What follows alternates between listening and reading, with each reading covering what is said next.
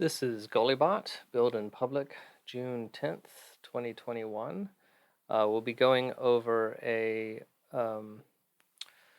some claims that were extracted on our discussion about COVID vaccine hesitancy, or people who believe you shouldn't take it, or whether they should or not. So we want to just give an honest documentation of all the pros and cons and express them in the best way people can. So these are some claims that were um, pulled out of several sources by Vicky, my internet researcher and collaborator. And this is just the first pass, so I'm going to go through and mention some thoughts that I have on these claims, but there also could be things that Vicky may have been changing and working on. She's suggesting, so this came from a podcast series, Inquiries Only. It's kind of our source for some of these because they talked about some popular claims and then how they would refute them. So we have a section for the mRNA vaccines, our new type of vaccine. Researchers have been studying and work with the mRNA vaccines for decades. My thought on this is that the mRNA vaccines, that claim, we got to remember the context that it's in. So that's in the claim of having a long-term side effects. So this statement doesn't directly contradict the fact about long-term side effects. They could have been working on them for many decades, but not been able to work on the side effects, potential side effects, because they didn't have anyone that they could put it in and try it on. So we need to narrow this down and say, is there anything in this or any other research that says some potential long-term side effects that they identified and mitigated against? Like my understanding is there were some concerns about the spike proteins that would cause negative effects, and they were able to not use that part of the genes or something like that. And then also maybe there has been long-term animal studies that we're not aware of, and that would give us a hint to long-term human studies. At least would give us some information. So this is too vague. It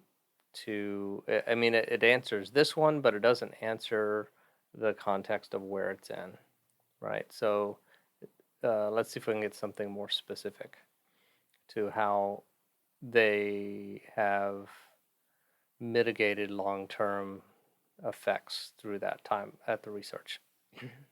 Okay, vaccine caused spikes in severe illness. So some people have a concern that vaccines cause spikes in illness. This claim refuting it says the mRNA vaccines are 90% effective 2 weeks after the second dose in trial data. So I don't think that's related at all. This question is saying, I think the concept for the that the vaccines cause spike in severe illness could be either a side effect or either other illnesses, because your immune system may temporarily be compromised while you're fighting off the vaccine, while your body's reacting to the vaccine. So this claim doesn't seem to have anything to do with that. So let's see if we can look for some other things to where the claim does. Vaccines suppress the immune system by transiently suppressing lymphocytes. And this says lymphocyte numbers temporarily dropping in blood is actually a common phenomenon in immune responses. That is accurate, and it could mean what that is implying is that the drop in lymphocytes doesn't actually reduce your chance, or what you're implying by having it here is saying that the drop in lymphocytes doesn't increase your chance of getting other diseases, but it doesn't specifically clearly state that. It just says that that's a natural reaction. It doesn't matter if it's a common phenomenon or not. If it still results in you being more susceptible to other illnesses, then it's still a problem, whether or not it's common. So let's tighten that up and maybe find a source for that, or admit that it is a problem and let the other claims on the benefits outweigh that problem. Cases have raised since the vaccine campaign started, and this says countries with more successful vaccine campaigns have reduced the spread of COVID-19.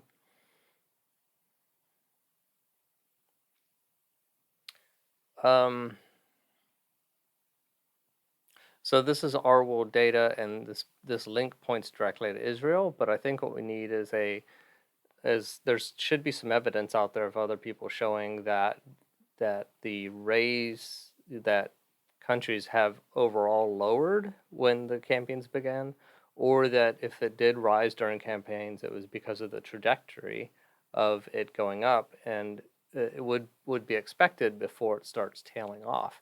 So just pointing to one country is not a very good example, because it just sounds like we're cherry picking data. So let's see if someone's already done some analysis to answer that specific question that takes into account all those factors, or we'll need to do it. A vaccine should only be taken by older people. For most non-seniors, the side effects of vaccines are worse than having COVID-19.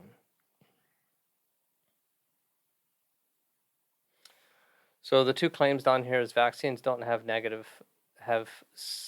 significant risks, so there's no reason to deny them to non-seniors. Now, this claim above it says nothing about denying things to non-seniors.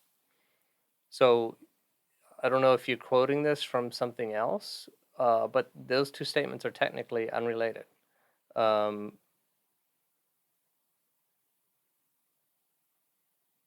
what we need to talk about what we're trying to say there. And hundreds of thousands of people under the age 50 have likely gone into the hospital with COVID-19. So that's a good claim.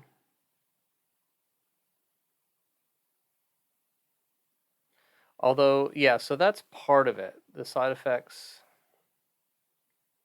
I don't know where we should put this in the thing, because really the main statement is saying that if the CDC recommends it, and this is taking a subset of that.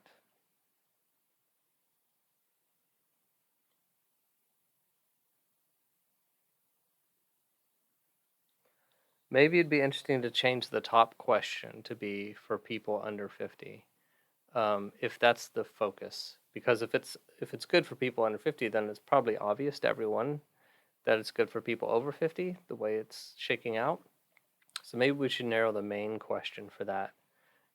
And then all these other claims I think we already have in there. Well, we might want to put in this one specifically. I don't know, I'll have to think about that some more. Oh, there's the death by age. But the question isn't saying that people haven't died. The question is the risks outweighing the side effects of the vaccines are worse than COVID-19. So they're not saying no one died. They're just saying that fewer people die. So maybe it'd be good to know what percentage of fewer people have it, and then what percentage of people have side effects, and then that would answer this specific part of the question, right? And actually, I would even take this part out, because it's not specific enough, and so let's just keep it. The side effects of the vaccines are worse than having COVID-19.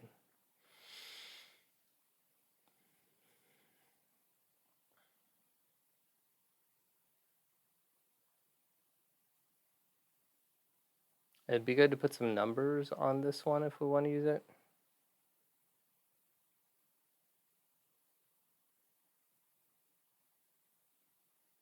I don't understand the phrasing of this. The current score in the competition between non-senior pandemic deaths and conclusive vaccine deaths is 100,000 to 0.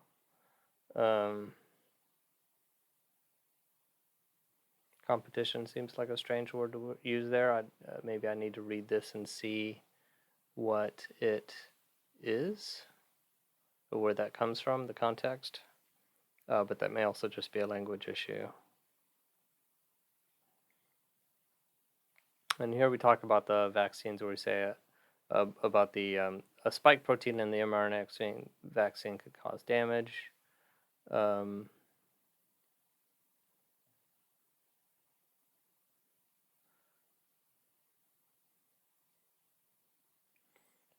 Give instructions to make a harmless piece. So this I don't think is very convincing. If someone said, I have a study that shows that the spike proteins could cause damage, like I think there is one that's saying that if you breathe it in, it can, when it connecting to your lungs, the spikes themselves cause damage. And the reason that that's not an issue in this case is because it's injected in your arm and it has no way to get to your lungs.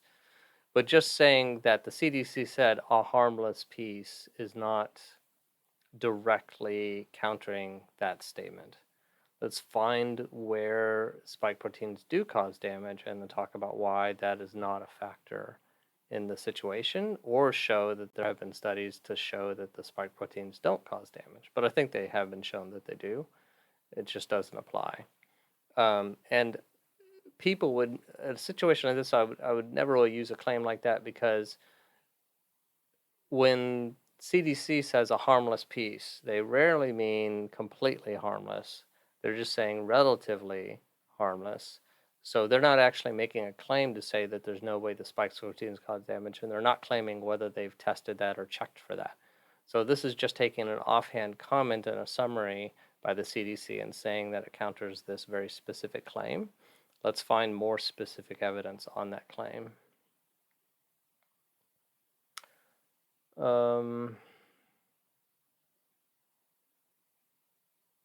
Yeah, I'm not sure where to put this one about ivermectin. I do think we need to handle that, and maybe even there's some other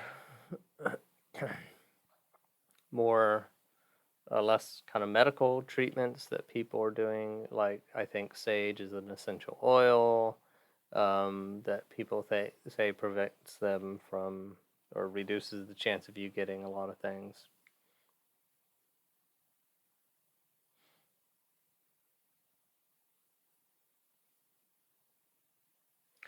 I think this is strong for that because at least they've tested it. It'd be interesting though to see if we can find any like this is one study. Well, no, I guess it's not one study. It's probably a combination of multiple studies.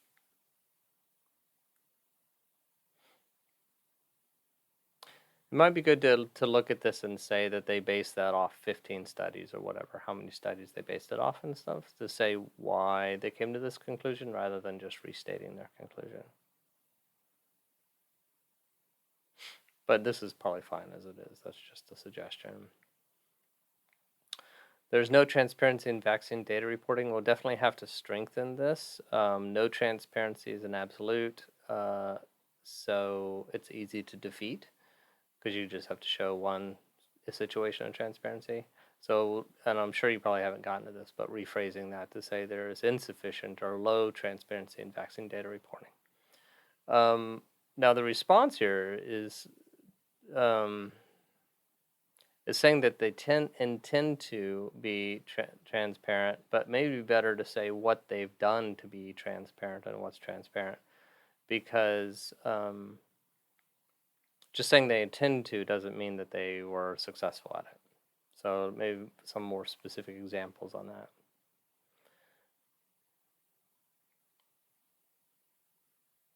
And yes, so under the claim, it is unlikely that there are any negative long-term health effects from vaccines. I don't know that I would put it under.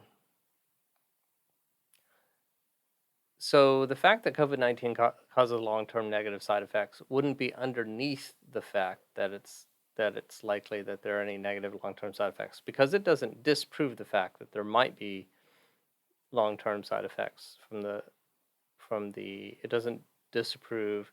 It does reduce the relevance, but I think it's clear to have this claim next to it, like not a child of it, but a sibling of it, so that it can counter the effects of that claim being true. So maybe it should go there. Multiple vaccines having negative outcomes. To spread the population, the virus only has to get through one of these vaccines.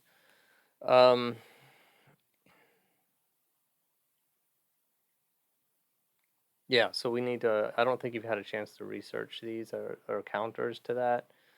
But one counter I'd think of looking into is that if there is a vaccine, if herd immunity requires 50% and you have two vaccines, then you're at 100% herd immunity, 100% vaccination, then it doesn't, you know, having two vaccines still reduces the chance. And then there's, having a twice the chance of any mutation being covered by both vaccines.